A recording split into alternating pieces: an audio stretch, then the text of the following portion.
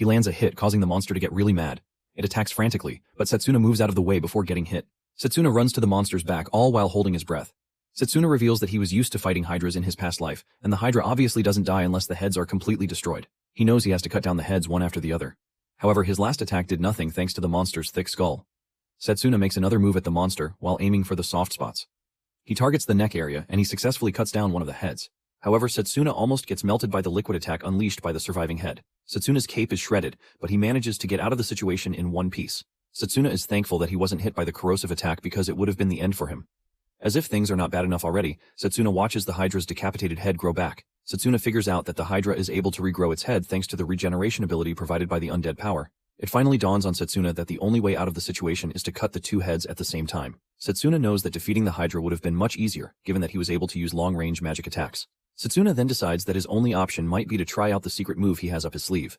In a flashback, Lionel finds Setsuna trying to conjure two mana swords, but he is having a difficult time with them. Lionel commended him for even getting stronger than his peers, and Lionel figures out that his body is unable to keep up with the impressive image that he has in his head. Lionel told him that it usually takes 20 years for a capable close combat mage to do what he is trying to do.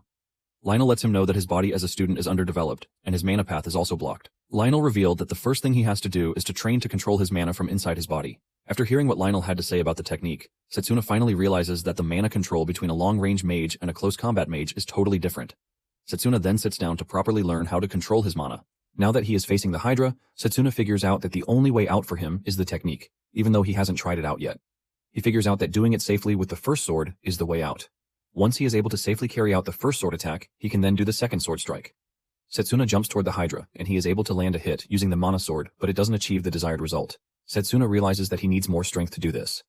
He tries landing on his feet, but the hydra shocks him by hitting him with its tail. Setsuna still manages to land on his feet, and he decides to give it one more try. While he is still trying to cook up his attack, the hydra shoots the corrosive liquid at him. Setsuna barely dodges the attack by changing position at great speed, all while excessively draining his mana. He notices that something is putting pressure on him, and he assumes that it is the hydra's poison. Setsuna figures out that he needs to end the fight as fast as he can. He runs at the hydra with the clear thought that he has just one chance. He holds his breath and concentrates while leading the hydra on. The hydra chases after him, but thanks to his maximum concentration, he is able to pull out two mana swords at the same time. Before the hydra can react to the sudden change in Setsuna's movements, he has decapitated the hydra, leaving a massive and gory explosion behind him. Setsuna is thankful that he was able to pull it off, but he knows that he still has a long way to go in fully mastering the technique. Just then, a strange dude appears in the room, clapping for Setsuna and commending him for being able to defeat his creation, even though he is just a close combat mage. The dude finally understands how Setsuna was able to defeat Leo. Setsuna finally gets a good look at the dude's face when he comes closer, and it turns out to be their professor, Giovanni. However, Setsuna doesn't show any sign of fear and nervousness, leaving Giovanni more impressed. Setsuna lets Giovanni know that he is not surprised because he is always expecting the unexpected to happen. Giovanni commends Setsuna's amazing knowledge of how things work. Setsuna then tells him that he has two things to ask him. Setsuna wants to know if Giovanni is an apostle, and why he is also doing everything that he is doing. Giovanni takes a moment before revealing that he was impressed by Setsuna's display at the tournament. Because of this, he was interested in getting an undead to make it his puppet. It turns out that he was the one who afflicted Yuzuha with the magic that affected her. Setsuna is pissed that Giovanni planned everything from the start. Giovanni claims that Yuzuha wanted to become his ally, and all he did was to fully use her to his own advantage. Giovanni is glad that she was not suspicious of the earring that he gave her, but Giovanni is not happy with the fact that Yuzuha resisted being an undead at the last minute.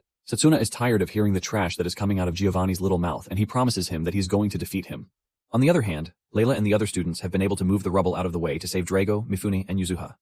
Drago thanks everyone involved in getting him out of the hole that he was trapped in.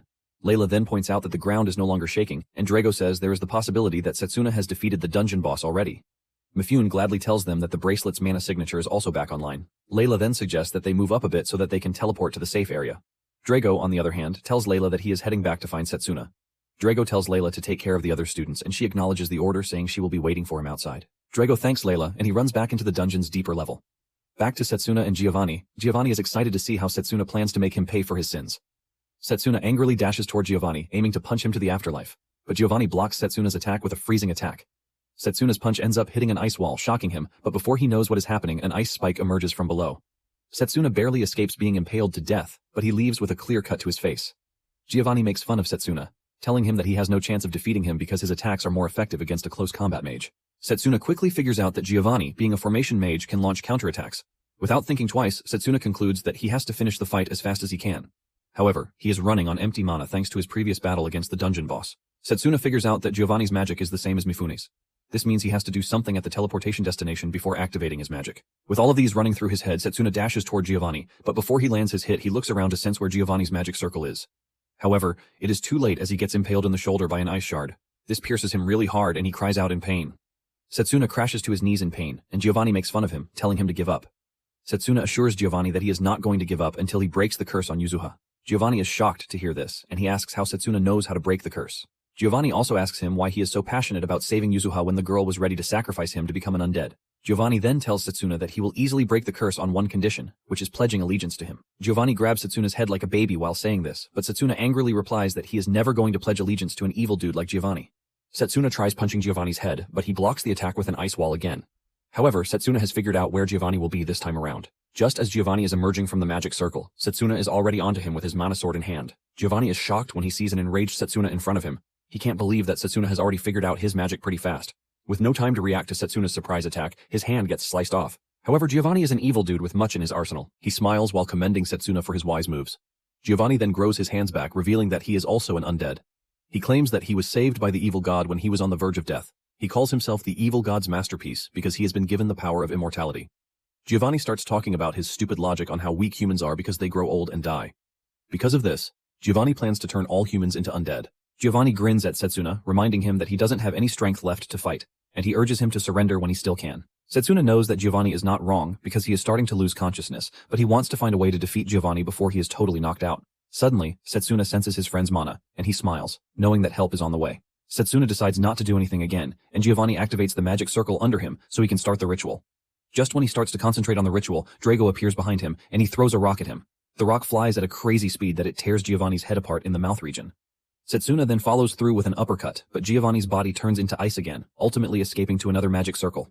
Drago runs to Setsuna, asking him if he is fine, and Setsuna thanks Drago for coming just in time. Drago is worried about how badly injured Setsuna is, but Setsuna tells him not to worry about him because he can still fight.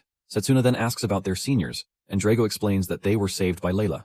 Drago assures him that they are already escaping the dungeon, and Setsuna smiles, knowing that Layla is growing into a reliable person. Giovanni emerges from one of his magic circles, enraged that Drago interrupted his ritual. Drago is shocked to see Giovanni, and Setsuna explains to Drago that Giovanni is behind everything that has happened. Drago is pissed that a traitor is in the academy and lets Giovanni know that he is going to punish him. Setsuna explains that Giovanni turns his body to ice and then launches a counterattack whenever he is attacked. He tells Drago that he has to dodge the attacks as fast as possible. Setsuna then says Giovanni can teleport, but he can't do it continuously. Setsuna tells Drago that he has to attack Giovanni, forcing him to teleport while he waits for him at his teleport destination. Setsuna figures out that Giovanni's regeneration is getting slower, and he believes that he will be able to finish him off at his teleport destination. With their plan intact, Drago charges at Giovanni. Just as expected, he turns into ice and disappears to the next teleport destination. However, Setsuna is already waiting for him, and even though he risks suffering a frostbite, Setsuna doesn't care. He punches Giovanni so hard with his fists that have been imbued with mana. Setsuna delivers a right-hand punch and follows through with a left-handed punch, piercing through Giovanni's body as he screams out like a pig. Giovanni is sent crashing into a wall, but he is missing most of his upper body from Setsuna's rage-filled attacks. Because of how much he has pushed himself, Setsuna crashes to the ground. Giovanni, on the other hand, is not yet done, and he brings out an item given to him by the evil god, which will allow him to fuse with the Hydra. Giovanni activates the magic item, forcing him to morph with the Hydra, and he angrily tells the two that he is going to make sure that he kills them for making him use his trump card. Drago's face reeks with fear as he watches the terrifying and ugly transformed Giovanni stand tall above them, while Setsuna is lying on the ground, totally battered. He figures out that he and Drago are just going to end up dead with the way things are going.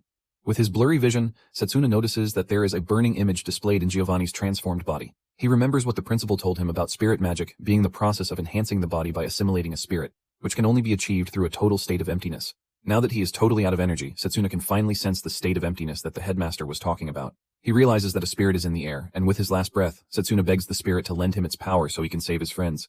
Suddenly he hears a voice telling him to shut his mouth. Setsuna is shocked, and out of nowhere he finds himself in a strange dimension. He wonders where he is because the environment looks totally different from inside the dungeon. Just then, he looks behind him to see a giant fiery creature staring down at him. Setsuna wonders if what he is looking at is one of the spirits that the headmaster was talking about. And if this is the case, he realizes that the spirit has a titan form with an aggressive mana form. Setsuna's legs are visibly shaking just from standing in the presence of the fiery spirit. Setsuna manages to pull himself together, and he tells the spirit that the evil god threatens the safety of him and his friends, and to save them, he needs his power. The spirit looks down on Setsuna before opening his mouth to tell him not to be arrogant. The spirit gets mad and unleashes a fiery aura from its body, causing the entire ground where it is standing to erupt in fire. Setsuna is blown away by how powerful the fire magic is because he feels affected even though he is standing at a distance. The spirit looks even more terrifying than before, and he asks Setsuna if his request is going to benefit him in any way. Before Setsuna knows what is happening, he gets hit with a fiery boulder which pins him down. Setsuna is shocked, and he asks the spirit why he is acting all strange. The spirit then replies, telling Setsuna that he is not obligated to agree to his requests. The spirit shows how serious he is by choking Setsuna further with the boulder, while increasing the intensity of the fire. Setsuna soon finds himself engulfed by fire, and the spirit reveals his intention to make the realm hell for him. Setsuna is consumed by the fire, and this causes unimaginable pain, forcing him to scream. However, Setsuna knows that he has to find a way to persuade the spirit, or else it is going to be the end for him and his friends. The spirit is surprised when it realizes that Setsuna is still conscious, even though he has increased the intensity of the fire. The spirit knows that a normal human should have passed out. Just then, the fiery spirit senses the presence of the spirit of time in Setsuna, leaving him to wonder why. Setsuna is not ready to give up even though he is getting roasted like a chicken. He screams out, telling the spirit to listen to him. The spirit is surprised to see how much Setsuna is resisting, and he also notices the presence of the evil god and his apostles. Once Setsuna realizes that the fiery spirit knows about them, he tells him that what he wants is to defeat the apostles. The fiery spirit remains stubborn, telling Setsuna that he is just going to burn him to ashes. Setsuna then replies that he doesn't care because he has no intention of backing down. This reaches the fiery spirit, and he finally tells Setsuna to prove himself. He releases a massive wave of fiery breath on him that engulfs his entire body down to his soul. Setsuna is completely overwhelmed by the fire, but he manages to stay conscious by using the well-being of his friend as a focal point. Setsuna is in so much pain, but he maneuvers his way around by telling the fiery spirit that he can't do it until he defeats the evil god and his minions. The fiery spirit is surprised to see just how much Setsuna is willing to endure. He admits that no one has ever endured a whole year in his dimension. The fiery spirit cannot believe that Setsuna is taking all the pains just because he wants the power to save his friends. Momentarily, the fiery spirit realizes that Setsuna is losing consciousness already, but he has shown enough to impress him. Because of this, the fiery spirit bestows upon him his powerful crest, while telling him to get rid of the evil god and his detestable minions. With this, Setsuna is sent out of the fire dimension, and he returns to his body. Meanwhile, Drago is getting battered by Giovanni because he can't properly defend against his ice attacks. Giovanni is surprised that even after everything that he has done to him, he is still standing. Giovanni cannot believe just how stubborn he is in defending his pride. Giovanni lets him know that his stubbornness is not going to lead him anywhere. Drago finds himself unable to move because Giovanni had hit him so badly with his ice powers. Giovanni easily grabs Drago, telling him that he is about to finish him off. Giovanni then tells him that he will kill Setsuna, whom he has been protecting, once he is done with him. Giovanni makes fun of Drago, telling him that he and his friend will get along well as corpses. Giovanni throws Drago to the ground like he is trash, and since Drago can't use Mana Guard again, there is no way to defend himself. Drago lies on the ground, watching Giovanni prepare to finish him off. Finally accepting that he is going to die, Drago remembers how his father told him to protect his friends, using the close combat magic. Drago is disappointed that he is unable to fulfill his father's wish. Giovanni angrily unleashes his corrosive attack on Drago, leaving a cloud of dust. By the time the dust clears off, he is expecting a mangled body, but to his surprise, there is no one there. All that is left is the damaged ground where the attack hit. Giovanni starts wondering where Drago disappeared to, but he suddenly feels a warm presence close to him. He turns around to see Setsuna in a bright and fiery new form staring at him. Setsuna had managed to grab his friend away from danger just at the right time. Setsuna looks totally different with red hair, thanks to his awakening. Giovanni is left stunned as to what sort of form Setsuna has suddenly awakened with. He is still thinking about this when Setsuna disappears from where he is standing. Before Giovanni realizes it, Setsuna has reached him. Setsuna delivers a powerful punch that sends him flying into the wall. Giovanni crashes hard into the wall, leaving him wondering how a close combat mage is able to use elemental magic. Giovanni soon realizes that he didn't just receive damage from Setsuna's attack. The attacks have also damaged his regeneration speed, causing it to ultimately slow down. He figures out that Setsuna's flame is far from normal. Just then, it dawns on him that there is another crest on Setsuna's hand. Giovanni doesn't want to believe the fact that Setsuna now has 2 magic paths in his body. Suddenly, Giovanni finds himself trembling in the presence of the amazing firepower that Setsuna wields. Giovanni doesn't want to accept that he is actually scared of Setsuna. Giovanni then motivates himself with the fact that he is an undead who has conquered the idea of death. He unleashes a poison mist from his mouth, claiming that it is a broken skill that no living being can handle. Setsuna proves him wrong by simply cutting through the poison wave with just a flamed-up punch. He easily pushes the poison wave aside, shocking Giovanni to his bones. Giovanni is still asking himself where Setsuna is able to get such power when Setsuna dashes toward him at great speed. Setsuna hits Giovanni with a flame-powered punch, forcing the F-word out of him. Giovanni is thrown across the room, but to his surprise, Setsuna has not even started yet. Just then, Setsuna misfires the power, and he loses consciousness. Giovanni realizes that Setsuna is still a newbie when it comes to the power, and he makes fun of him for passing out during battle. Giovanni immediately takes control of the situation, and he tries to hit Setsuna by punching him, but to his surprise, Setsuna dodges the hit. Giovanni is shocked at this, leaving him to wonder just how Setsuna was able to dodge it. He figures out that Setsuna is moving based on instincts, and he thinks of restricting his movements to properly defeat Setsuna. Giovanni unleashes his ice powers, and it turns out to be a direct hit. The ice shards penetrate Setsuna's body, restricting him to one place. Giovanni commends Setsuna's powers but lets him know that he is still a baby when it comes to fighting the big boys. Giovanni then runs towards Setsuna, aiming to decapitate him, so he can prove that being an undead is much better. Just as he is about to reach Setsuna, he sees his arm flying in the opposite direction, leaving him shocked. He looks down to see what happened, only to see Layla standing in front of Setsuna, with her mana sword in her arms. Layla apologizes to Setsuna for coming late, and she assures him that nothing will happen to him again. Giovanni is pissed at himself for putting all of his focus on Setsuna, which is why he didn't see Layla enter the room. However, he is not worried about Layla as he plans to end Layla very quickly. Layla turns around to check on Setsuna, and because of the changes happening to Setsuna, Layla is left to wonder what is happening to the dude. Nonetheless, she is willing to protect Setsuna as long as she can. On the other hand, Setsuna finds himself back in the fire dimension. The fire spirit makes fun of him for losing consciousness to just a weak level of flame. Setsuna expresses his concern because he thought he had become one with the fire spirit. Just then, Setsuna notices that Layla has joined the fight and she is in danger. With this in mind, Setsuna starts begging the fire spirit to teach him how to properly wield the power so he can return to the real world. The fire spirit then tells Setsuna that he will have to find an answer himself because this is the first time he will be granting a human his power. Setsuna is shocked to hear this, and at the same time he sees Layla struggling against Giovanni. Layla tries to hold her place against the terrifying beast, but Giovanni is way above her league. He hits her repeatedly before smashing her into the iced-up Setsuna. Layla coughs up blood, but she is not ready to give up. She remembers Setsuna telling her that she can become stronger as long as her resolve is strong. Layla starts burning up with the desire and right resolve to protect her friend. However, she is still no match for Giovanni. She gets hit even more, but this starts to spark something crazy inside Setsuna. The fire spirit adds more fuel to Setsuna's determination, asking him if he is ready to be alongside his potential girlfriend. When the fire spirit doesn't get a response from Setsuna, he decides to end Setsuna himself. He releases a massive firepower that engulfs Setsuna totally. Giovanni is still toying with Layla when he suddenly realizes that something has changed. Setsuna steps up with flames engulfing his body. He leaps toward Giovanni and grabs him by the head before activating the magic of the flame spirit Inferno Blaze. The flames from Setsuna's body totally fill the area where he is standing. Setsuna pushes Giovanni down with just one hand while releasing a powerful fire magic from his body.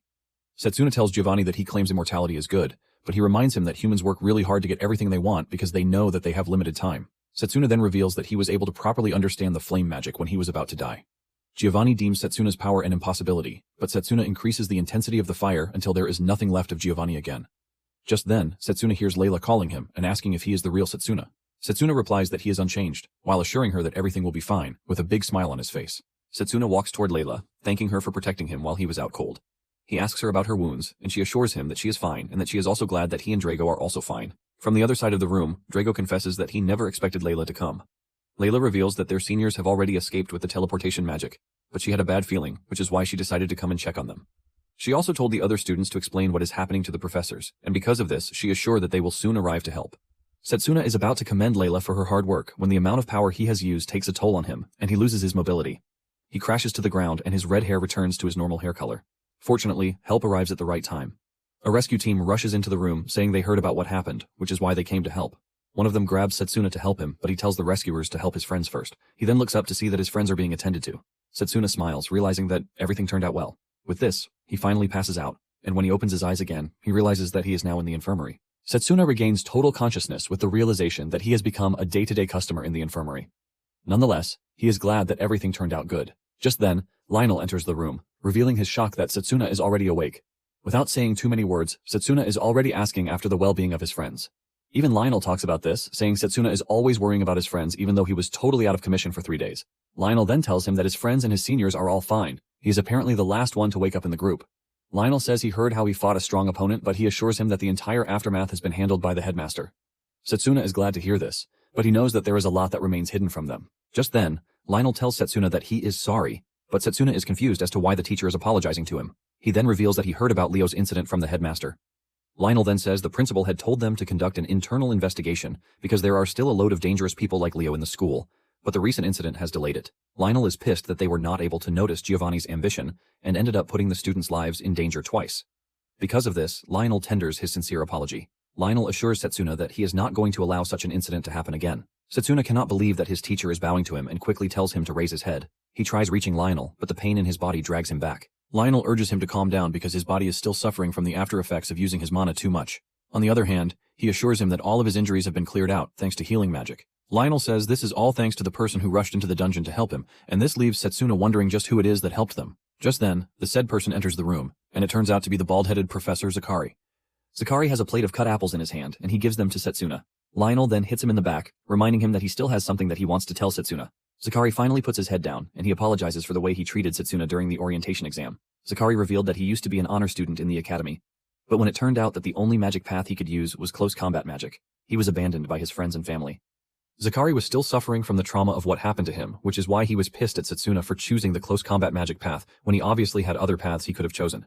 Nonetheless, it turns out that Setsuna's team has the highest score in the joint training, and Setsuna's score is the highest recorded in the close combat department.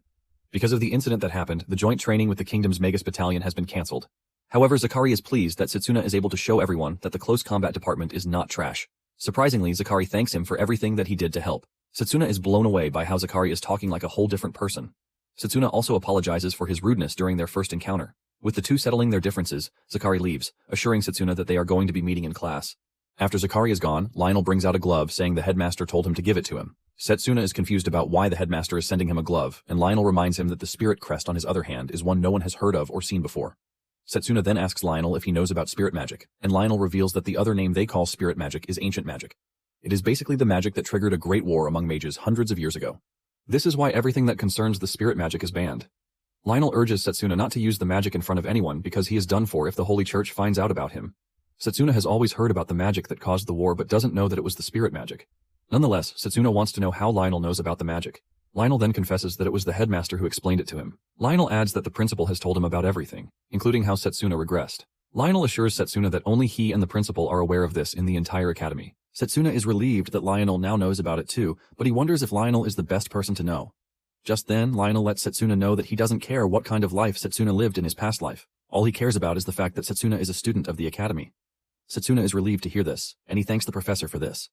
Setsuna asks about the headmaster, and Lionel tells him that the old man will be away for some time because he found some clues about the apostles. Setsuna is curious when he hears this, but Lionel tells him to ask the headmaster himself when he comes back. Lionel leaves the room, urging Setsuna to rest so he can recover because he has something to tell him afterward. This further increases Setsuna's curiosity because he doesn't know what Lionel is hiding from him. Setsuna then realizes that he would have been dead meat if not for the power of the spirit. Although it was all thanks to Layla's confidence in him, Setsuna is worried that he might not have what it takes to use the power again. Setsuna removes the bandages to stare at the crest, and he admits that the flame's power was incredible. Suddenly he hears the spirit's voice, telling him that he is a mere human, and he should not think he has the strength to wield his power. Setsuna is confused as to where the spirit is talking from until the spirit finally shows itself in a physical form, and it sits on Setsuna's head like a loyal puppy. The spirit jumps off of Setsuna's head before introducing himself as Blazer. Even with how cute Blazer looks in his animal form, Setsuna can't get the terrifying image of how he previously saw him out of his head. Blazer rushes to the window to see how much the world has changed, and he is blown away. Blazer says everything is so huge, but Setsuna knows he is feeling that way because he is small. Setsuna then asks Blazer if he is that impressed with what he is seeing. Blazer admits that human society might not be special, but because it is his first time seeing it in his current form, he is blown away. Since it is his first time, Setsuna asks him why he chose his current form. Blazer, being the proud dude that he is, says he has no obligation to answer, but he decides to make an exception. Blazer then reminds Setsuna that they are connected via the crest, and since he needs to manifest physically, he needs mana. However, he can't manifest in his true form because Setsuna will just run out of mana in no time. This is basically why he chose his current form, and Setsuna finally understands what isn't clear to him. However, it dawns on him that this might be his only chance to know everything that he needs to know about spirits. Setsuna then decides to ask about the Great Magic War from hundreds of years ago. He asks him if he was involved in the war and what happened at the end of the war. Blazer realizes that Setsuna is a sly dude, but he decides to answer anyway. Blazer tells Setsuna that he doesn't remember much about the war, but he knows he went on a rampage just as his contracted human wanted him to. Blazer then stops there, saying he is not interested in the past and just wants to live in the moment. Blazer leaps off the bed and runs out of the room, forcing Setsuna to chase after him. Setsuna is scared that things won't end well for him if the church finds out about the existence of a spirit. He puts on his glove, ready to capture Blazer before this happens. Blazer runs through the school like a lost cat, while Setsuna tries chasing him down. Blazer runs past students, who are surprised to see such a weird creature. While some are weirded out, some think Blazer is a cute creature. Setsuna finally catches up to Blazer, but Blazer still makes fun of him for having such a weak body. Blazer decides to push him further, and he runs away again. Setsuna has no choice but to continue chasing Blazer, and he knows that things would have been better for him if he were in the perfect condition. Joel spots Setsuna running toward him, and he thinks he can get his attention, but Setsuna just runs past him like he is invisible. Joel cannot believe that he just got ignored by Setsuna, but the same thing happens to Carl too. Meanwhile, Cyrus is watching from behind a pillar, as Setsuna tries to catch up to his rogue pet. Setsuna soon finds himself in a classroom, but there is no sign of Blazer anywhere. Setsuna looks up to see that he is in Mifune's class, ultimately shocking him. Mifune hears the girls in his class mocking Setsuna, but he quickly steps in, telling them with a serious tone not to mock his friend. The girls are surprised when they see Mifune defending Setsuna and even calling him a friend. Mifune then tells Setsuna that the atmosphere in the school changed towards him because he scored the highest during the joint training exercise. Mifune knows that it is that way because none of the other students know the real story. Setsuna smiles, saying he never expected to be called a friend, and Mifune lets him know that whoever he can use is worth being his friend. Setsuna grins, talking about how unique Mifune's personality is. Mifune then tells Setsuna about Yuzuha and he lets him know that Yuzuha is no longer in danger, but she is still suffering from the after effects of what happened to her. Basically, she's being interrogated by the professors. Setsuna hears this, and since he knows how meticulous Giovanni is, he doesn't think he's going to leave any trace. Just then, Setsuna asks Mifune if he has seen any red animal in the area, and Mifune tells him to head toward the courtyard. Setsuna looks from the window and sees Blazer running in the courtyard just like Mifune said. Setsuna thanks Mifune and continues his chase. Meanwhile, people are already gathered as they are all attracted by the type of animal Blazer is. Some wonder if it is a magical beast, while others think Blazer is a pet. Blazer on the other hand couldn't care less as he enjoys himself with some flowers. Setsuna stands by the corridor shouting Blazer's name, and this catches Actar's attention. Because of the way Setsuna is calling Blazer, Actar quickly figures out that the creature is his pet. He decides to act rashly by punishing Setsuna through his pet. Trying to act like he is protecting the students from a magical beast, Actar decides to attack Blazer with ice magic. Blazer watches as the ice shards fly towards him, and all he does is blow out some flame from his mouth to entirely destroy the ice shards. Actar is shocked to see this, and he almost dies from fear when Blazer smiles at him in a creepy way, while asking him if he just attacked him. Blazer then decides to teach Actar a lesson as he breathes fire on him, burning him up a bit. Actar screams in pain before rushing off to avoid further damage to his body. Setsuna witnesses everything unfold from where he is sitting, and he is only glad that his pet is okay. Just then, it dawns on him that the students might be in danger, since Blazer can use his powers even in his animal form. Some students who witness the incident also get curious about Blazer, but they decide to back off when Blazer wants to associate them with Actar. Setsuna is still standing on the balcony when Layla arrives on the scene. Setsuna fears that his friend is in danger, and he tries rushing toward Layla. However, the pain in his legs prevents him from doing this. Layla is now face to face with Blazer on his guard because he was attacked by Actar. Just then, Layla senses a familiar presence in Blazer, and she walks toward Blazer, asking him if he was the one who helped Setsuna in the dungeon. Layla, being the nice and modest girl she is, goes on her knees and she bows to Blazer, thanking him for helping her friend. Blazer is impressed by Layla's attitude, and he commends her for it. Setsuna is shocked when he realizes that Blazer is no longer trying to hurt people, and his mood has totally changed. Layla then reaches into her basket and brings out one of the fruits that she wanted to give Setsuna. She offers Blazer the fruit, and he happily accepts the gift. Blazer bites into the fruit, and his eyes light up in happiness because of how delicious the fruit tastes. Setsuna cannot believe just how easily Blazer can be domesticated. Later on, Blazer joins Setsuna and his friends in the dining hall.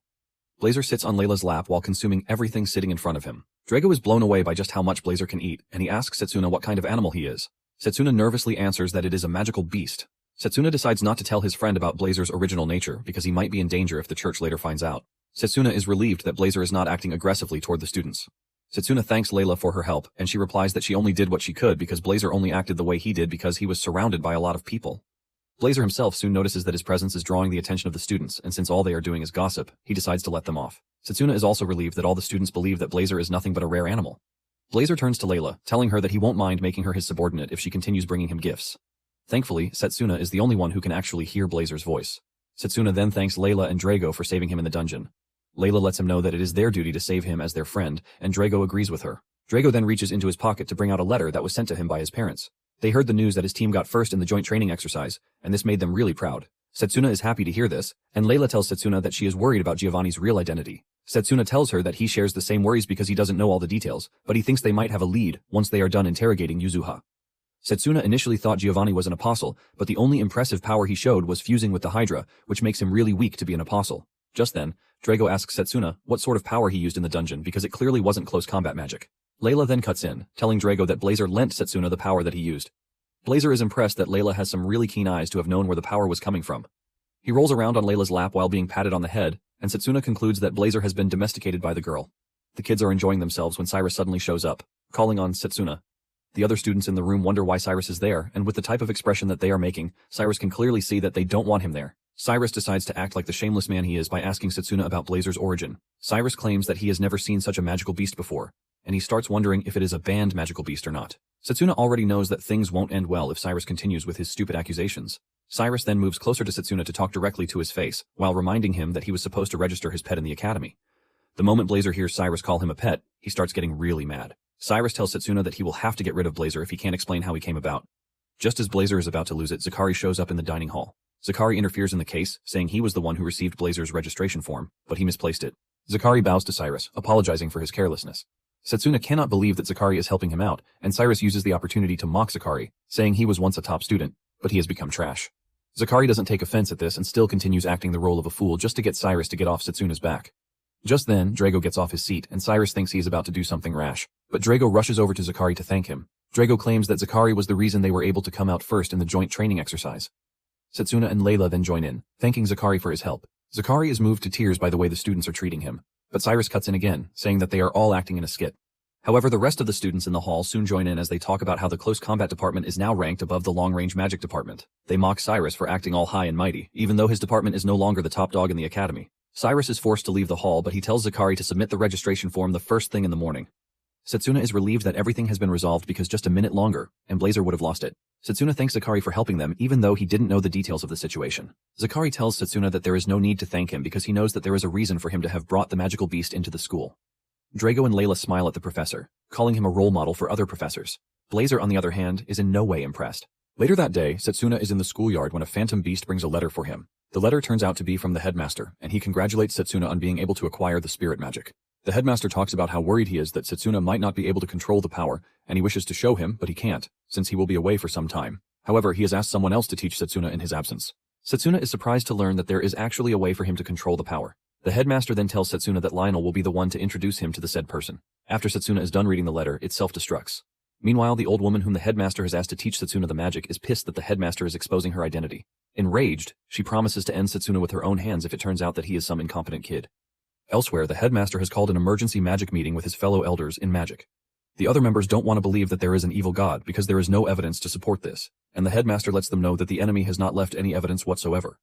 The headmaster reveals that this is one of the reasons he has come to ask them for help. The members of the council all think the headmaster is going crazy, even after hearing everything that he just told them.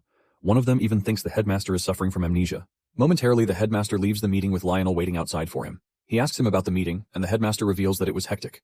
Lionel was already expecting this, and at the same time, the headmaster was not surprised that the council members did not believe him. Lionel adds that they obviously cannot tell the council members that they reverse time with forbidden magic. The headmaster then says his efforts might actually have some meaning if the apostles decide to make a move. The headmaster then asks about Setsuna's health, and Lionel tells him that he is slowly recovering, even though it will take him time to fully recover. The headmaster chuckles, saying his new teacher is a strict person. The headmaster hopes that Setsuna fully recovers before he meets his new teacher. Later on, Setsuna wakes up to see Carol smiling over him. Setsuna quickly sits up in fear, asking Carol why she is there. Carol reveals that she heard that the dude is sick, which is why she brought him some food so that he can quickly recover. Setsuna finally smiles when he hears that there is food. Carol assures him that it is the recipe that Drago taught her. Setsuna also thanks Carol for looking after Blazer because apparently, she and Layla are both taking care of the fire spirit. Carol reveals that she even bought some bread to feed Blazer while they were walking in the streets. Carol says Blazer sounds so cute, and Setsuna figures out that what others can hear is just a cute animal voice. Carol then talks about how amazing Layla is because she is treating Blazer with no hostility. Setsuna is surprised to hear this, and Carol lets him know that it is actually a difficult thing to do. Carol says she is able to sense this because she is also close to her phantom beasts. Setsuna is happy to have Carol around, just like Layla, because she has been taking care of him since the dungeon incident. Setsuna figures out that he needs to recover quickly so as to get guidance on the spirit magic. Momentarily, Carol stands up to leave for class, and she tells Setsuna to bring Blazer over, while promising to introduce him to Fenrir. Since Carol and Layla are both taking care of Blazer, Setsuna thinks it's best for him to get more information on the spirit magic. He grabs a book, which is detailed on the events of the Great War, which was around 200 years ago. Apparently, the followers of the ancient magic were trying to control other mages, and this resulted in a fight between the two sides. The power of the ancient magic was incomparable, but, as expected, only a few mages could use it. In the end, the regular mages won, which led to a peaceful world. Basically, the moment an ancient magic mage is spotted, they are immediately subjected to interrogation and even possible purging. Just knowing about the spirit magic is considered to be dangerous, and because of this, Setsuna knows fully well that he has to keep Blazer's identity a secret. Setsuna figures out that he might finally have a chance to defeat the evil god if he manages to master the power of the spirit magic. Setsuna then remembers that there are some events that didn't happen in his past life, and he starts to wonder if he is doing the right thing. Some days later, Setsuna has recovered from his injuries, and he and Lionel pack their things to head out. Carol is worried that Setsuna is already leaving the academy just when he recovered from his injuries. Carol asks him if he will be fine, and he says yes, saying the training will be during the course of the school's holiday. Drago is not surprised that Setsuna is already heading out for another training, and he assures him that he will also be training in his absence so he doesn't lose to him. Layla, on the other hand, is already getting very close to Blazer, and she is sad that he will be going for a while. Blazer acts like a saucy lady while telling Layla to prepare loads of fruit for his return. With everything sorted out, Setsuna thanks his friends for helping him out, and he says goodbye to them. As they walk away, Lionel pats Setsuna on the shoulder, telling him that he has some really good friends. Setsuna agrees to this, but deep down, he is worried about Blazer because he doesn't know if he can take care of him by himself. At the same time, he can't leave Blazer with Layla all the time. Since their destination is quite far, Lionel tells Setsuna that they will be using the lizard carriages for their means of transportation. Even though it is hard to master riding them, Lionel lets Setsuna know that it is the only choice they have for long-distance travel. Lionel tells Setsuna that all he has to do is cling to the lizard. The stable owner then tells Setsuna that the lizards are quite fast and he might end up having a rough ride. He lets Setsuna know that he has no intention of taking responsibility for any injury sustained during the ride. Setsuna assures the man that he is not going to hold him responsible. Setsuna believes that the entire thing depends on how well he resonates with the lizards. He walks up to one of the lizards and pets it on the head before leaping on it. The stable owner is surprised that the lizard didn't throw a tantrum, and he concludes that everything will turn out fine. He apologizes for looking down on Setsuna because of his age. He reveals that most people of his age usually struggle at the start, but unknown to the man, Setsuna has a ton of experience with the lizards since he is living his second life. After commandeering the lizards, Lionel and Setsuna set out on the journey to meet his new teacher. Blazer enjoys the ride, and he admits that it is refreshing, but Lionel is struggling with the lizard's high speed. Soon afterward, they run into some ladies on a lonely path, forcing them to come to a full halt. With the way they are dressed, Lionel figures out who they are, and the ladies confirm that they are servants of Morgana, the witch. Setsuna remembers that Morgana was the name written on the letter that he received from the headmaster. Lionel then gets off the lizard, telling the ladies that they are on their way to meet their master. He asks the ladies if they are there to welcome them, and one of the ladies arrogantly tells Lionel that she has no intention of meeting a close combat mage. The lady's voice sounds completely different, and the aura from her body also feels different. In addition to her scary appearance, she is wielding a scythe, and Lionel asks her if she is Morgana. It finally dawns on Setsuna and Lionel that the ladies are most likely dolls, created by alchemy. Apparently Morgana is speaking through the dolls, and she expresses her discontent that Setsuna was chosen by a magic spirit.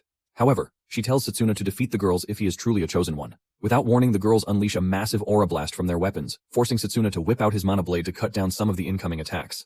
Lionel also dismisses the lizards so that they don't get hurt in the conflict. Lionel manages to block some of the attacks too, and Setsuna figures out that Morgana is a really powerful mage for her dolls to be releasing such an overwhelming amount of magic power. Momentarily, Morgana becomes disappointed with Setsuna's display, and she reiterates why she doesn't want a close combat mage. Lionel hears this and decides that it is time to get serious. He whips out a large mana blade, ready to show Morgana why she shouldn't look down on a close combat mage. Setsuna is also ready to fight his heart out to show Morgana that he is not some piece of trash. The dolls keep spamming magic balls at the two, but Lionel tells Setsuna not to back down. Lionel assures Setsuna that he is going to take care of the energy attack. With just one slash from his blade, Lionel cuts down the energy ball, leaving a huge impression on Setsuna. He is stunned at how much power Lionel can wield with just his mana blade. The two now have direct access to the three dolls. They charge at each other, and Setsuna figures out that the lead doll has a lightning-imbued weapon, the scythe. Setsuna barely avoids having his head chopped off by the scythe as he leaps backward. The other dolls follow through with long-range attacks, forcing the two to jump back even further. Lionel tells Setsuna to stay on guard because even light contact with the lightning attack will get him electrocuted. The two have their hands full as the lead doll pushes her sword into the ground to generate a powerful energy blast that puts the two in a defensive mode. Morgana speaks through her doll, teasing the two about not being able to handle elemental attacks, since it's a rare branch of magic. Setsuna knows that the elemental magic that Morgana uses is a very tricky one for close combat mages, since it causes damage to the body when touched.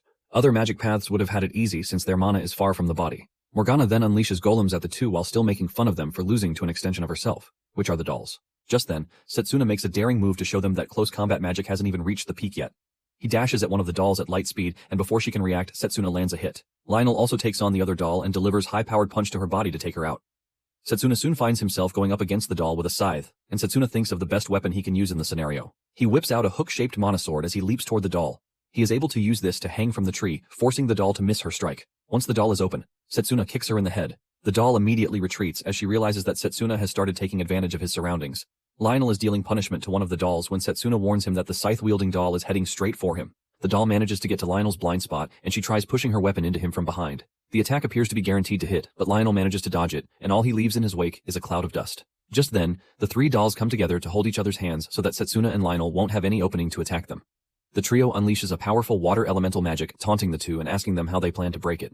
Setsuna is confused about what to do because he would have had it easy with Charge Bullet, given that it was close range. Just then, Blazer walks up to Setsuna, telling him that he will easily break the magic if he uses his power. In fact, he might end up destroying the entire forest if care is not taken. Blazer wastes no time activating his power, and the crest on Setsuna's hand comes on before his body is engulfed in fire. Blazer is impressed that Setsuna is staying conscious, and he lets him know that he is going to crank up the intensity of the fire so he can burn down the dolls and their stupid magic. Blazer does just as he said, but the effect of the firepower is too much on Setsuna, and he screams out in pain before telling Blazer to take a step backward. Blazer is surprised to see Setsuna backing down, and he asks him if he has no interest in winning against the dolls.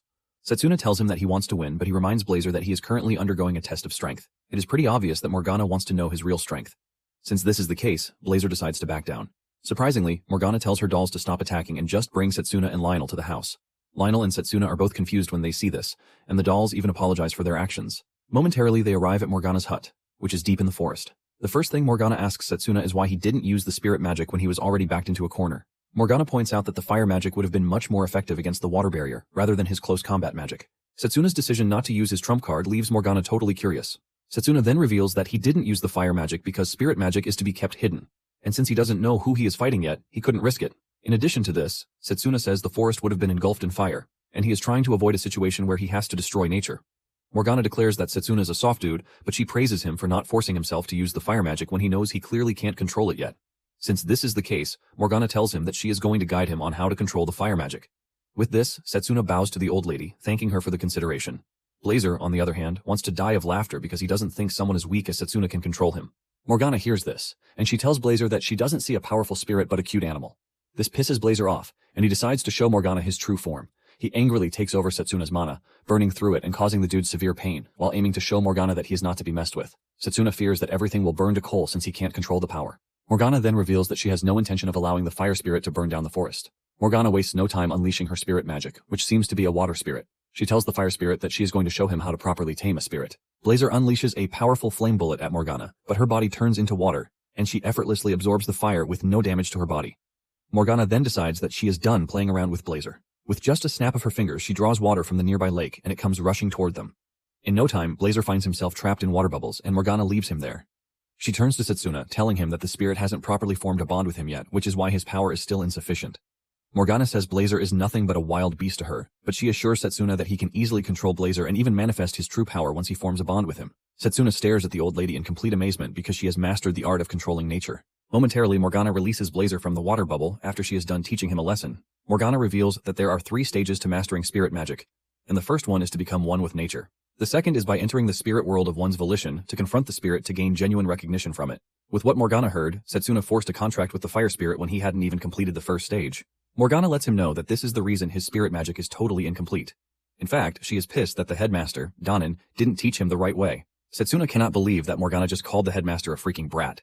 Morgana continues with her lecture, saying the forest is filled with lots of spirits, which makes it the perfect place to reach a state of selflessness.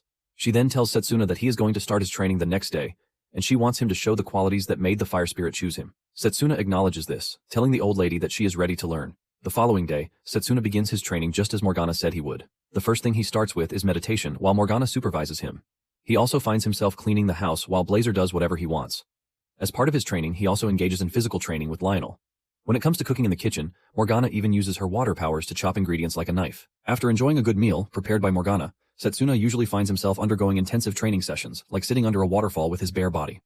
During one of his training sessions at night, he witnesses a rare spirit cosmos phenomenon which makes the forest look absolutely beautiful. After 2 weeks of intensive training, Morgana talks about how impressed she is that Setsuna has managed to sense the presence of spirits.